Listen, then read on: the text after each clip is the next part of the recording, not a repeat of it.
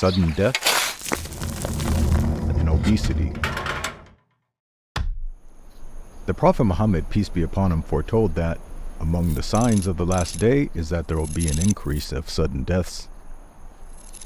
Today, sudden death is one of the leading causes of mortality worldwide. Medically speaking, sudden death refers to those mortalities that are not preceded by significant symptoms and excludes violent or traumatic deaths. It has now become so common that there's even a term coined sudden death syndrome. The rise of sudden deaths is linked to a rise in cardiovascular diseases, which are conditions affecting the heart or blood vessels. Factors that increase the risk of cardiovascular disease include high blood pressure, high cholesterol levels, and diabetes. These are all health issues that are associated with obesity. Obesity itself is also a modern phenomenon that has reached epidemic levels. Amazingly, the Prophet Muhammad, peace be upon him, also foretold of this very phenomenon when he said, "The best of my nation is the generation among whom I was sent. Then those who follow them. Then there shall appear people who testify while their testimony was not sought, who are treacherous, not trusted, and obesity shall spread among them." Here we are told of a time when one of the distinguishing characteristics of future Muslims is that of obesity. Now, obese people have always existed, but in the past it was virtually unheard of due to the relative scarcity of food and much more active lifestyles that people led. Today, obesity is a global problem, and it is Muslim nations, especially the Gulf countries such as Kuwait, Bahrain, and Saudi Arabia, who are among those with the highest rates of obesity in the world. No one in the ancient past could have easily predicted this situation, as it has only been made possible with recent paradigm shifts in food production and culture. The mass availability and consumption of cheap, unhealthy food, as well as the inactive lifestyles that many now lead, are traps of modern living and direct factors of the obesity epidemic.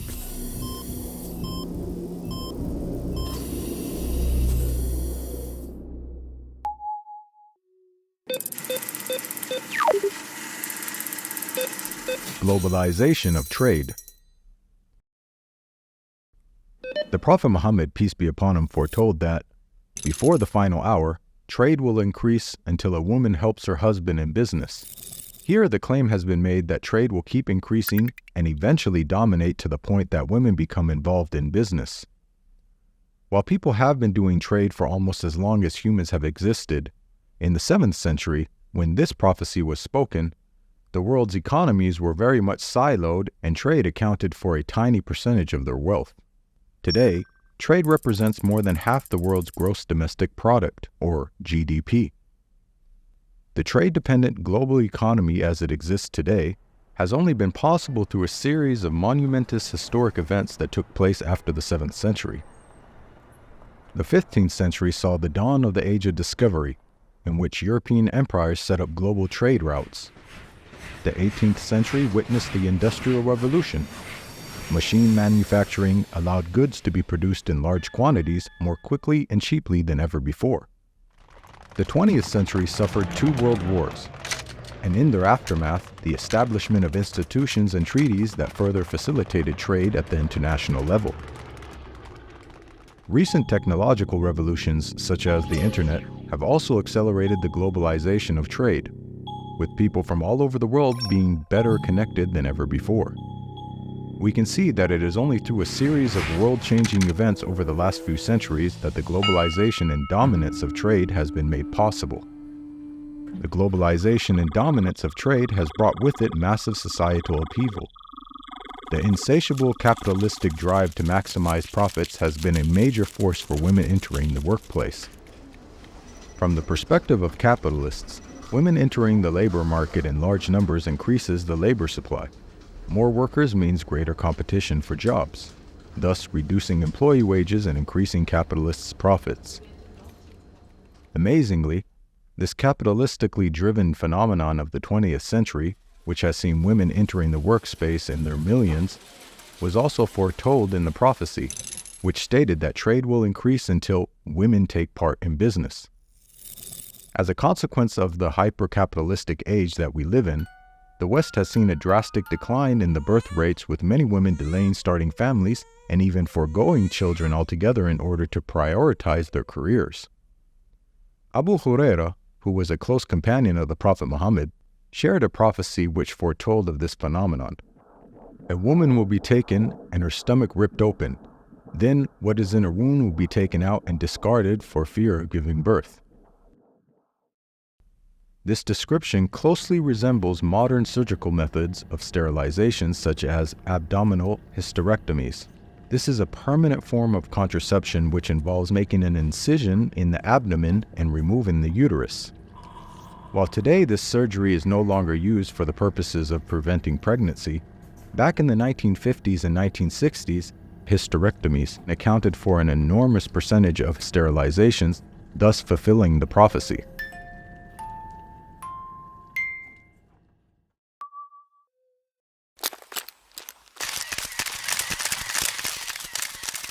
Rise of the young. In the ancient world, adolescents were typically looked down upon by society as they are lacking in wisdom and life experience.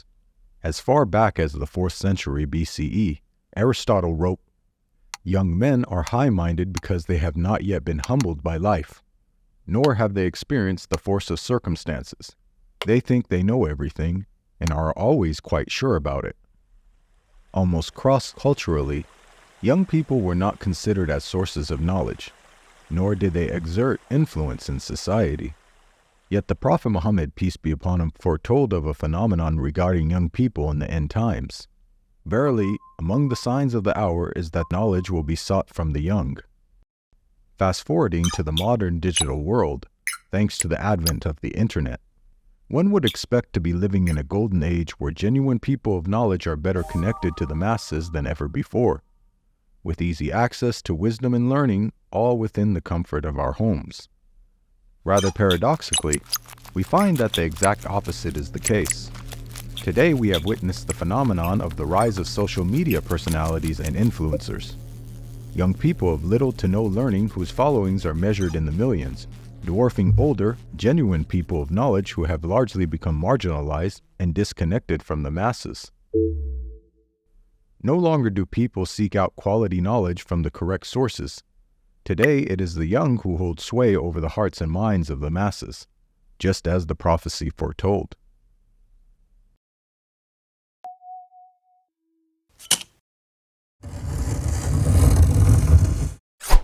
The Mongol hordes. The Prophet Muhammad, peace be upon him, foretold of a military threat that the Muslims would face when he said, "The hour will not be established until you fight with the Turk, people with small eyes, red faces, and flat noses. Their faces will look like shields coated with leather. The hour will not be established until you fight with peoples whose shoes are made of hair."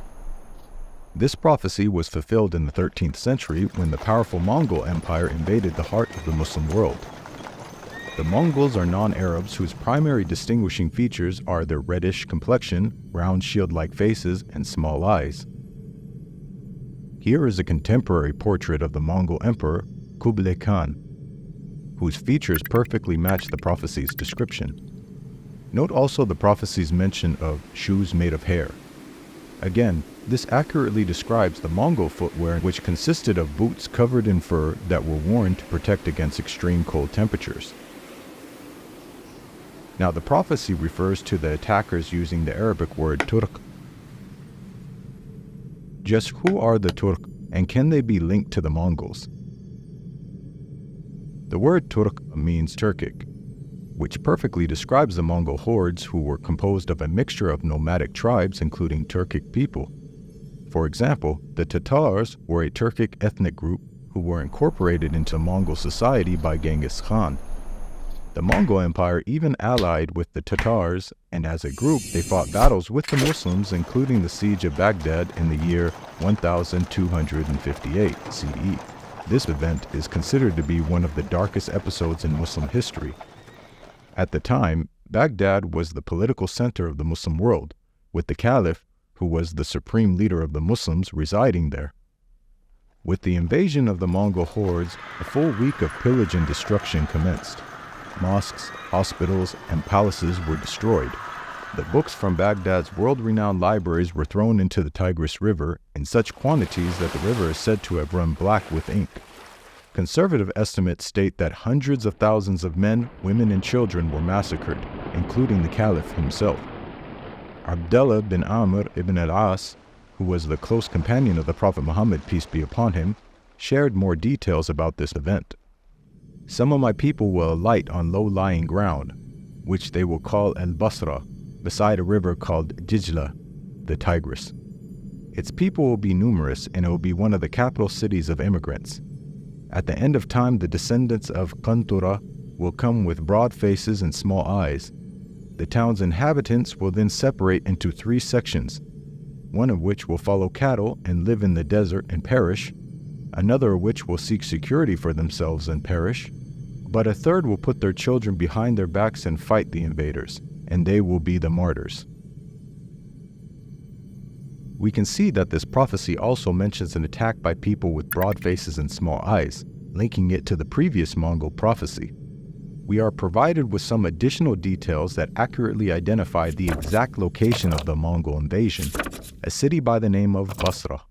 It is said to be founded by the Muslims and located next to the Tigris River. Historically, this was fulfilled when the city of Basra was built in the year 636 CE. Like Baghdad, the city of Basra is also located in modern-day Iraq. In fact, Basra and Baghdad are connected because Baghdad had 4 gates, one of which was known as the Gate of Basra. Baghdad also matches the geographic details of the prophecy, as it is situated on the banks of the Tigris River.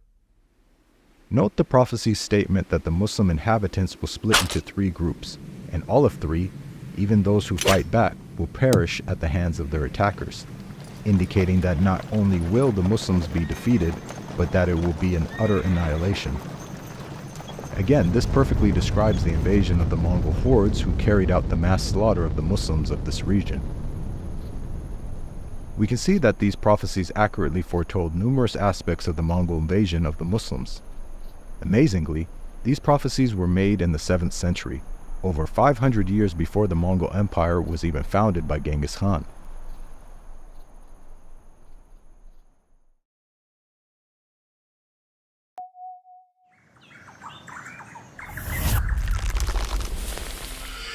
Heresy and disbelief. The Prophet Muhammad, peace be upon him, foretold of the rejection of his teachings when he said, "Indeed, I have been given the Quran and something similar along with it. But soon there will be a time when a man will be reclining on his couch with a full stomach, and he will say, 'You should adhere to this Quran. What you find that it says is permissible, take it as permissible. And what you find it says is forbidden, take it as forbidden. But indeed, whatever the Messenger of God forbids is like what God forbids.'"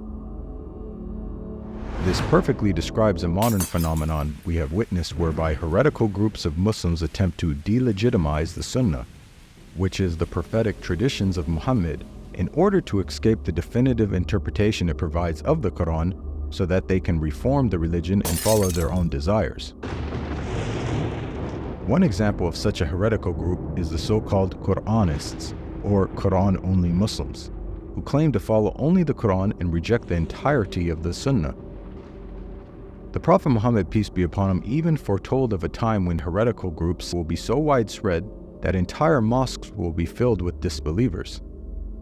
An age will surely come when people gather and pray in the mosques, while there is not a single believer amongst them. Today we find mosques founded by heretical groups such as the Ahmadiyya, who reject fundamental tenets of Islam such as the finality of Muhammad's prophethood, and are therefore considered by a consensus of Muslim scholars to be disbelievers outside the fold of Islam. Hence, we have mosques whose entire congregations are disbelievers, just as the prophecy foretold.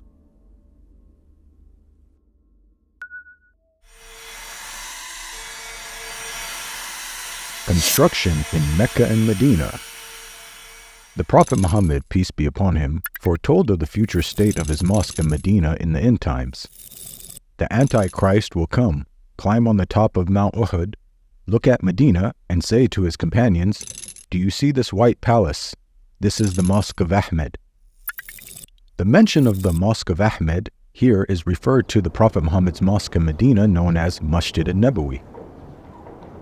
At the time this prophecy was spoken, the mosque was a small, modest structure comprising of mud bricks and palm tree branches. Over the last few centuries, it has seen multiple renovations and expansions, and today it is white in color and palace-like not only in terms of structure but also size, just as the prophecy foretold. In fact, the mosque is now so big that not only is it visible with the naked eye from Mount Uhud, the mountain mentioned in the prophecy which is located around 10 kilometers away, but it can even be seen from outer space. Now one may argue that this could all just be a self-fulfilling prophecy. In other words, the Muslims who renovated and expanded the mosque structure did so in accordance with the prophecy, and hence forced it to come true. But there are also prophecies in relation to construction in Mecca and Medina that cannot have been easily manifested. For example, Abdullah bin Amr ibn al-As, who was a close companion of the Prophet Muhammad, shared the following prophecy about Mecca. So when you see in Mecca that channels have been dug, and its buildings reach the tops of the mountains, then know that the hour has cast its shadow over you. At the time that this prophecy was shared in the 7th century, the tallest man-made structure in the world was the Great Pyramid of Giza. This structure, measuring 455 feet in height, remained the world's tallest man-made structure for thousands of years, all the way until the 14th century. While this structure is massive, it in no way rivaled mountains in stature, which are defined as landforms reaching around 2,000 feet above sea level. Today, Mecca contains some truly colossal structures. The famous Mecca Clock Tower is currently the 3rd tallest building in the world, measuring 1,972 feet in height, rivaling the mountains in stature and fulfilling the prophecy. This has only been made possible with modern advancements in construction technology, along with the discovery of oil, thus providing the people of the region with vast deposits of wealth and facilitating such building projects. Now we've analyzed a number of prophecies which were made over 1,400 years ago and have seen how Muhammad, peace be upon him, has accurately foretold many things. Purely from a standpoint of basic probability, for someone to accurately guess about such future events, which span different areas and multiple time periods, many of which were outside the sphere of Muslim influence, to give so many predictions without making a single mistake is utterly impossible. This is clear evidence for the prophethood of Muhammad and his inspiration by God, who declares to mankind in the Quran, "Your companion Muhammad is neither astray nor being misled. Nor does he say anything of his own desire. It is no less than inspiration sent down to him. He was taught by one mighty in power." To learn more about the prophecies in Islam, please download your free copy of the book, The Forbidden Prophecies, at the link below.